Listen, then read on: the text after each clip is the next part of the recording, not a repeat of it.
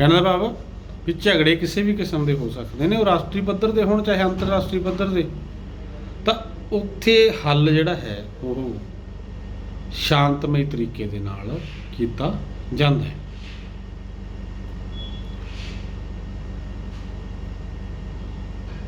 लोकतंत्र हमेशा हिंसा के विरुद्ध रहा और समाज भलाई वास्ते काम करता है।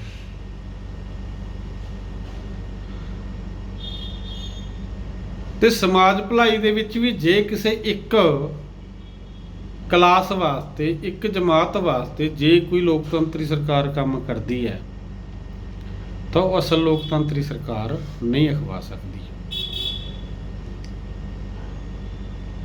मनुख की शख्सियत नूं उभारन का काम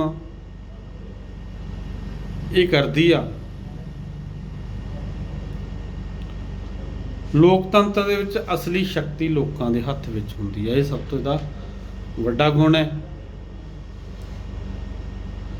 लोकतंत्र दे विच एक चीज़ का होर ख्याल रखा जाता है भी किसी भी देश के विच वख-वख वर्गां दे वख-वख धर्मां दे लोक हुंदे ने। तां लोकतंत्र दे विच बहुगिनती दी गल नहीं कीती जांदी, सारी गिनती की गल की जाती है। जे किते लगता है भी किसी वर्ग की गिनती घट है तो उसनूं वखरे अधिकार दे दिते जाते हैं, जिवें कि असी सारे सिख। भारत दे विच साडी आबादी लगभग 3 करोड़ आ। 2.5-2.6% साडी आबादी है पूरे भारत की। तो असी बहुत गिनती दे विच नहीं, असी घट गिनती च। इसी तरह मुसलमान, उन्हां दी आबादी बेशक काफ़ी ज़्यादा है, लगभग 30 के नेड़े तेड़ा 30% के नेड़े तेड़ भारत दे विच मुसलमान आबादी आ, पर बहुत गिनती तो फिर भी घट आ। इस तो इलावा बुद्ध धर्म नूं मनण वाले, जैन धर्म नूं मनण वाले, पारसी, क्रिश्चन, ईसाई धर्म के, तो ये कुछ वर्ग के लोग ने जिहड़े घट गिनती दे विच भारत दे विच हैगे ने। तो उन्हां दा ख्याल भी रखिया जाता है, क्योंकि लोकां दा शासन है।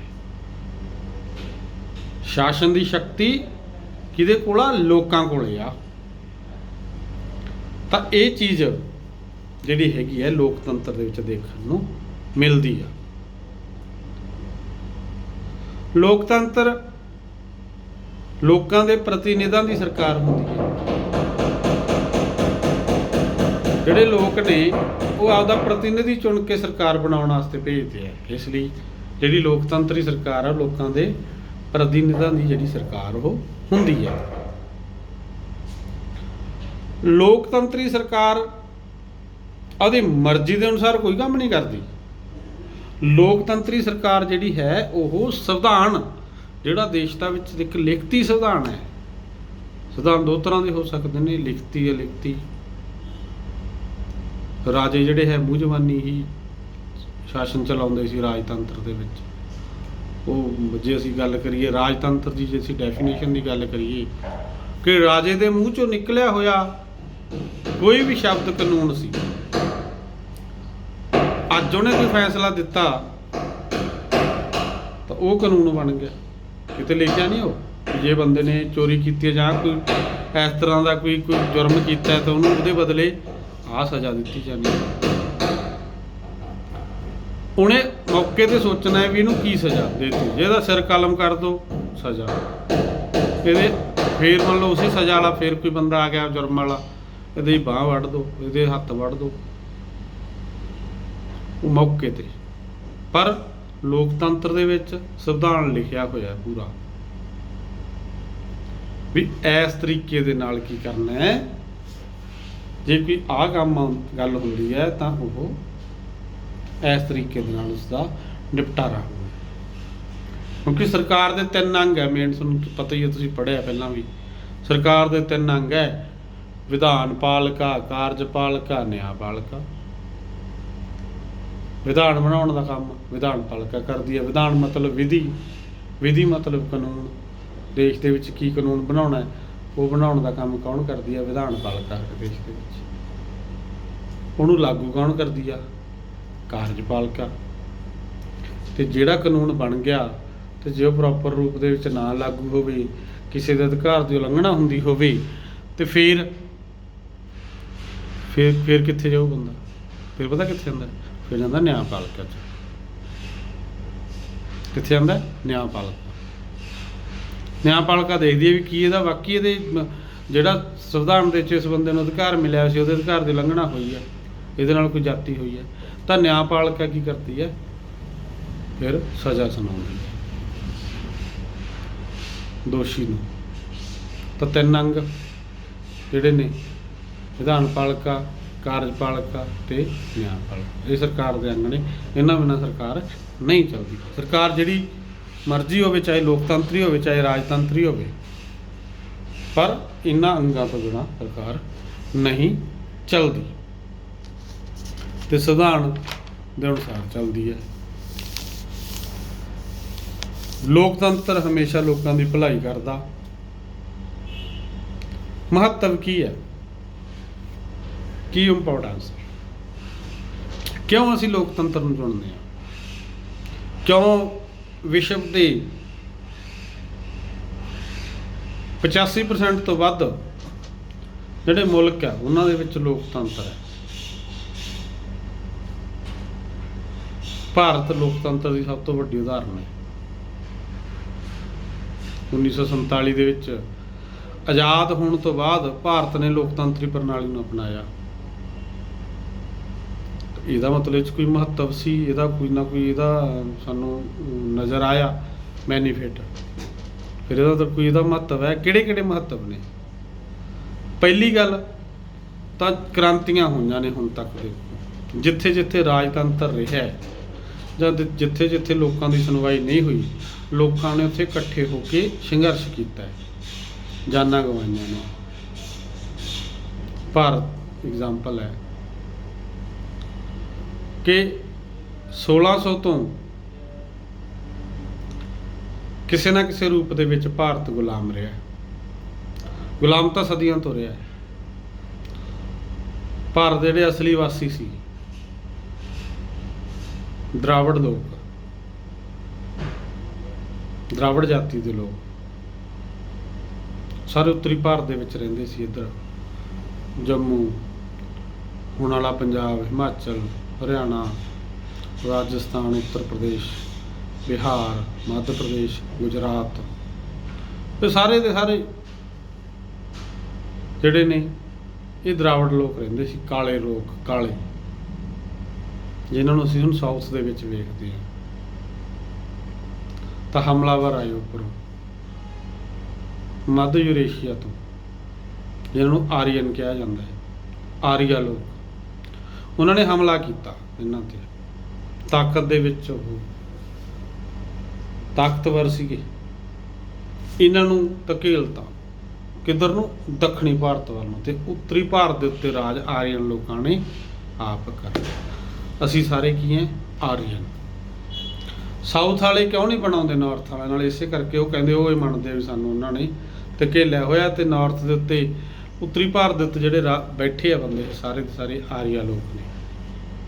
ਅਸੀਂ ਸਾਰੇ ਆਰੀਆ ਲੋਕਾਂ ਦੀ ਸੰਤਾਨ ਹਾਂ। ਤਾਂ ਉਹਨਾਂ ਨੇ ਸੰਘਰਸ਼ ਕੀਤਾ। ਫਿਰ ਬਾਅਦ ਦੇ ਵਿੱਚ ਹੌਲੀ ਹੌਲੀ ਅਸੀਂ ਹੋਰ ਗੁਲਾਮ ਹੁੰਦੇ ਗਏ। ਮੁਗਲਾਂ ਨੇ ਸਾਨੂੰ ਘੇਰਿਆ, ਮੁਗਲਾਂ ਨੇ ਸਾਨੂੰ ਗੁਲਾਮ ਬਣਾਇਆ। ਕੇ ਮੁਗਲਾਂ ਤੋਂ ਬਾਅਦ ਈਸਟ ਇੰਡੀਆ ਕੰਪਨੀ ਆਈ, 1600 ਦੇ ਵਿੱਚ ਆਈ ਸੀ ਉਹ। ਅਤੇ 1757 ਤੱਕ ਜਿਹੜਾ ਹੈ ਪੂਰੀ ਤਰ੍ਹਾਂ ਨਾਲ ਅਸੀਂ ਪਲਾਸੀ ਦੀ ਲੜਾਈ ਪੜ੍ਹਦੇ ਹਾਂ, ਬਕਸਰ ਦੀ ਲੜਾਈ ਪੜ੍ਹਦੇ ਹਾਂ, ਨਵਾਬ ਸਿਰਾਜੂਦੌਲਾ ਬਾਰੇ ਪੜ੍ਹਦੇ ਹਾਂ। ਉਹਨਾਂ ਨਾਲ ਅਸੀਂ ਕੀ ਕੀਤਾ? ਅੰਗਰੇਜ਼ਾਂ ਨੇ ਆਪਣੀਆਂ, ਈਸਟ ਇੰਡੀਆ ਕੰਪਨੀ ਨੇ ਆਪਣੀਆਂ ਚਾਲਾਂ ਦੇ ਨਾਲ ਜਿਹੜਾ ਹੈ ਪੈਰ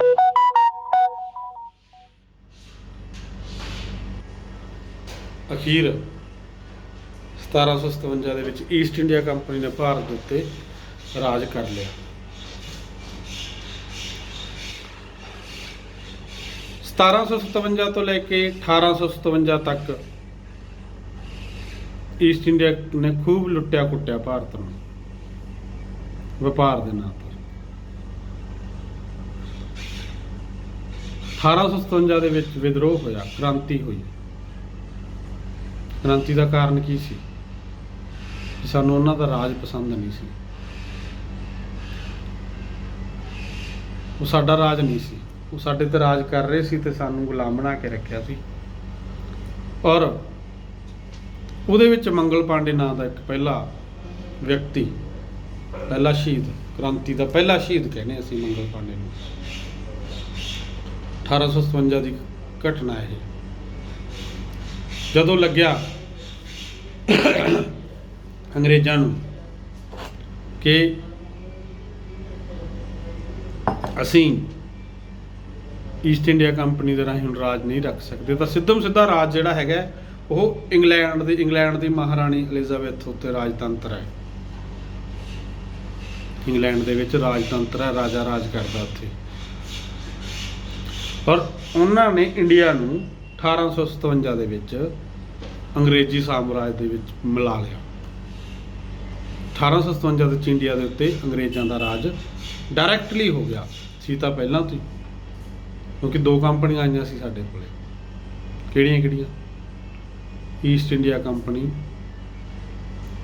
ਇੰਗਲੈਂਡ ਦੀ ਤੇ ਇੱਕ ਆਈ ਸੀ ਕੰਪਨੀ ਫਰਾਂਸ ਦੀ। ਵੈਸੇ ਚਾਰ ਆਏ ਸੀ ਵਪਾਰ ਕਰਨ ਸਾਡੇ 'ਚ। ਡੱਚ, ਪੁਰਤਗਾਲੀ, ਫਰਾਂਸੀਸੀ ਤੇ ਅੰਗਰੇਜ਼, ਚਾਰ ਆਏ ਸੀ। ਪੜ੍ਹਿਆ ਤੁਸੀਂ 8ਵੀਂ 'ਚ, ਕਿਉਂ ਬੱਚੋ 9ਵੀਂ 'ਚ ਹੋ ਗਏ, ਤੁਸੀਂ 8ਵੀਂ 'ਚ ਪੜ੍ਹਿਆ ਸੀ। ਇਹ ਚਾਰ ਆਏ ਸੀ ਨਾ, ਇਹ ਪੁਰਤਗਾਲੀ, ਡੱਚ, ਫਰਾਂਸੀਸੀ ਤੇ ਅੰਗਰੇਜ਼, ਯੂਰਪੀਅਨ ਹੈ ਨਾ। ਤਾਂ ਇਹ ਉਹ ਪਹਿਲੇ ਹੀ ਉੱਡ ਗਏ ਦੋਨੇ, ਡੱਚ ਤੇ ਪੁਰਤਗਾਲੀ। ਉਹਨਾਂ ਕੋਲ ਉਨੀ ਪਾਵਰ ਨਹੀਂ ਸੀ। ਪਾਵਰ ਦੇ ਵਿੱਚ ਸੀਗੀਆਂ ਦੋ ਕੰਪਨੀਆਂ, ਫਰਾਂਸੀਸੀ ਕੰਪਨੀ ਤੇ ਬ੍ਰਿਟਿਸ਼ ਕੰਪਨੀ। ਇਹਨਾਂ ਦੇ ਆਪਸ ਦੇ ਵਿੱਚ ਝਗੜੇ ਹੋਏ, ਅਖੀਰ ਫਰਾਂਸੀਸੀ ਵੀ ਦੱਬ ਲਈ ਗਈ ਤੇ ਇਕੱਲਾ ਕੌਣ ਰਹਿ ਗਿਆ? ਇੰਗਲੈਂਡ ਦੀ ਈਸਟ ਇੰਡੀਆ ਕੰਪਨੀ। ਉਹਨੇ ਰਾਜ ਉਹ ਤੋਂ ਜਿੰਨਾ ਚੱਕਰ ਚੱਲਿਆ ਅਖੀਰ ਅੰਗਰੇਜ਼ਾਂ ਨੇ ਈਸਟ ਇੰਡੀਆ ਕੰਪਨੀ ਤੋਂ ਲੈ ਕੇ ਅਧਿਕਾਰ ਭਾਰਤ ਦਾ ਤੇ ਕਿਹਦੇ ਹਵਾਲੇ ਕਰਤਾ? ਬ੍ਰਿਟਿਸ਼ ਰਾਜ ਦੀ ਮਹਾਰਾਣੀ ਐਲਿਜ਼ਾਬੈਥ। ਉਹਨਾਂ ਨੇ ਰਾਜ ਕੀਤਾ, ਆਪਣੇ ਅਨੁਸਾਰ ਚਲਾਇਆ ਸਿਸਟਮ ਨੂੰ, ਦੇਸ਼ ਨੂੰ। ਹੋਇਆ ਕੀ? 1947 ਤੱਕ ਚੱਲਿਆ। ਸਮੇਂ ਤੇ ਵੱਖ-ਵੱਖ ਦੇਸ਼ ਭਗਤਾਂ ਦੇ ਨਾਮ ਅਸੀਂ ਸੁਣਦੇ ਹਾਂ, ਲੰਮੀ ਲਿਸਟ ਹੈ। ਵੱਡੀਆਂ ਲਹਿਰਾਂ ਚੱਲੀਆਂ ਉਸ ਵਕਤ। ਉਹਨਾਂ ਨੇ ਦੇਸ਼ ਆਜ਼ਾਦ ਕਰਾ ਲਿਆ 1947 ਦੇ ਵਿੱਚ। 1947 ਦੇ ਵਿੱਚ ਦੇਸ਼ ਆਜ਼ਾਦ ਕਰਵਾਇਆ ਔਰ ਭਾਰਤ ਦੇ ਵਿੱਚ ਜਿਹੜਾ ਹੈ ਭਾਰਤ ਦੇ ਲੋਕਾਂ ਦੀ ਖੁਦ ਦੀ ਸਰਕਾਰ ਬਣੀ। ਔਰ ਪੰਡਿਤ ਜਵਾਹਰ ਲਾਲ ਨਹਿਰੂ ਸਾਡਾ ਪਹਿਲਾ ਨੁਮਾਇੰਦਾ ਸੀ ਭਾਰਤ ਦੇ ਲੋਕਾਂ ਦਾ, ਜਿਹੜਾ ਪਹਿਲਾ ਪ੍ਰਧਾਨ ਮੰਤਰੀ ਬਣਿਆ। ਤੇ ਡਾਕਟਰ ਰਾਜਿੰਦਰ ਪ੍ਰਸਾਦ ਸਾਡੇ ਪਹਿਲੇ ਰਾਸ਼ਟਰਪਤੀ ਚੁਣੇ ਗਏ। ਤਾਂ ਲੋਕਤੰਤਰ ਜੇ ਹੁੰਦਾ, ਜੇ ਉਹ ਲੋਕਤੰਤਰ ਬਣਾਇਆ ਹੁੰਦਾ ਅੰਗਰੇਜ਼ਾਂ ਨੇ, ਤਾਂ ਹੋ ਸਕਦਾ ਕ੍ਰਾਂਤੀ ਨਾ ਹੁੰਦੀ। ਕ੍ਰਾਂਤੀ ਹੋਣ ਦਾ ਕਾਰਨ ਕੀ ਸੀ? ਸਿਰਫ ਤੇ ਸਿਰਫ ਲੋਕਤੰਤਰ ਦਾ ਨਾ ਹੋਣਾ। ਤਾਂ ਲੋਕਤੰਤਰ ਦਾ ਹੀ ਮਹੱਤਵ ਹੈ। ਇਹ ਖੂਨੀ ਕ੍ਰਾਂਤੀ ਨਹੀਂ ਹੋਣ ਦਿੰਦਾ। ਲੋਕ ਆਪਣੇ ਵਿਚਾਰ ਪ੍ਰਗਟ ਕਰਦੇ ਨੇ ਤੇ ਜੇ ਉਹਨਾਂ ਨੂੰ ਲੱਗੇ ਵੀ ਇਹ ਸਹੀ ਸਰਕਾਰ ਕੰਮ ਨਹੀਂ ਕਰ ਰਹੀ, ਤਾਂ ਉਹ ਬੁਲਟ ਦੀ ਵਰਤੋਂ ਨਹੀਂ ਕਰਦੇ। ਬੁਲਟ ਮੀਨਸ ਬੰਦੂਕ ਦੀ ਗੋਲੀ। ਬੁਲਟ ਦੀ ਵਰਤੋਂ ਨਹੀਂ ਕਰਦੇ, ਉਹ ਬੈਲਟ ਦੀ ਗੱਲ ਜਿਹੜੀ ਵਰਤੋਂ ਕਰਦੇ ਆ। ਬੈਲਟ ਕੀ ਹੈ? ਬੈਲਟ ਪੇਪਰ, ਵੋਟ ਪਰਚੀ। ਜਿਹਨੂੰ ਮਾਰਨਾ ਹੁੰਦਾ ਨਾ ਲੋਕਤੰਤਰ ਦੇ ਵਿੱਚ, ਤਾਂ ਗੋਲੀ ਨਾਲ ਮਾਰਨ ਦੀ ਲੋੜ ਨਹੀਂ ਪੈਂਦੀ। ਉੱਥੇ ਅਸੀਂ ਵੋਟ ਨਾਲ ਹੀ ਮਾਰ ਦਿੰਦੇ ਆ। ਸਾਨੂੰ ਲੱਗੇ ਸਾਡੇ ਪਿੰਡ ਦਾ ਸਰਪੰਚ ਸਾਡੇ ਲਈ ਕੰਮ ਨਹੀਂ ਕਰ ਰਿਹਾ, ਸਾਡੇ ਮੁਹੱਲੇ ਦਾ ਐਮਸੀ ਸਾਡੇ ਲਈ ਕੰਮ ਨਹੀਂ ਕਰ ਰਿਹਾ, ਅਸੀਂ ਉਹਨੂੰ ਗੋਲੀ ਮਾਰ ਦਿੰਦੇ ਆ? ਨਹੀਂ। ਉਹਨੂੰ ਕਿਵੇਂ ਮਾਰਦੇ, ਕਿਵੇਂ ਖਤਮ ਕਰਦੇ ਆ? ਜਦੋਂ ਅਗਲਾ ਇਲੈਕਸ਼ਨ ਆਉਂਦਾ ਹੈ, ਉਦੋਂ ਫਿਰ ਸਾਡੀ ਵੋਟ ਉਹਦੇ, ਜਿਹੜਾ ਸਾਨੂੰ ਅਧਿਕਾਰ ਮਿਲਿਆ ਹੋਇਆ ਹੈ ਲੋਕਤੰਤਰ ਦੇ ਵਿੱਚ ਵੋਟ ਦਾ, ਅਸੀਂ ਉਹ ਵੋਟ ਉਸ ਦੇ ਵਿਰੁੱਧ ਪਾਉਣੇ ਆ। ਸਾਰੇ ਲੋਕਾਂ ਦੀ ਰਾਏ ਹੋ ਜਾਂਦੀ ਹੈ ਵੀ ਇਹਨੇ ਨਹੀਂ ਕੰਮ ਕੀਤਾ, ਇਹਨੂੰ ਲਾਹੋ ਗੱਦੀਆਂ ਤੇ ਕੋਈ ਨਵੇਂ ਬੰਦੇ ਨੂੰ ਮੌਕਾ ਦਿਓ, ਤੇ ਬੈਲਟ ਦੀ ਵਰਤੋਂ ਕਰਕੇ, ਵੋਟ ਦੀ ਵਰਤੋਂ ਕਰਕੇ ਮਾਰ ਦਿੰਦੇ, ਖਤਮ ਕਰ ਦਿੱਤਾ ਜਾਂਦਾ ਉਸ ਦਾ ਰਾਜ। ਕਿੱਡੀ ਵੱਡੀ ਤਾਕਤ ਹੈ। ਤਾਂ ਲੋਕਤੰਤਰ ਦੇ ਵਿੱਚ ਜਿਹੜੀ ਖੂਨੀ ਕ੍ਰਾਂਤੀ ਹੈ ਨਾ, ਉਹਦੀ ਸੰਭਾਵਨਾ ਨਹੀਂ ਰਹਿੰਦੀ। ਸਾਡੇ ਕੋਲੇ ਜਦੋਂ ਗੋਲੀ ਦੀ ਥਾਂ ਤੇ ਸਾਡੇ ਕੋਲੇ ਜਦੋਂ ਵੋਟ ਹੈ, ਦੇਸ਼ ਭਗਤੀ ਦੀ ਭਾਵਨਾ ਵਿੱਚ ਵਾਧਾ ਨੈਚੁਰਲੀ ਹੈ। ਜਦੋਂ ਸਾਨੂੰ ਲੱਗਦਾ ਸੀ ਆਪਦਾ ਬੰਦਾ ਚੁਣਨਾ ਹੈ, ਤਾਂ ਅਸੀਂ ਫਿਰ ਬੜੇ ਖੁਸ਼ ਹੋ ਕੇ, ਬੜੇ ਜਜ਼ਬੇ ਦੇ ਨਾਲ ਅਸੀਂ ਵਿਅਕਤੀ ਨੂੰ ਚੁਣਦੇ ਹਾਂ।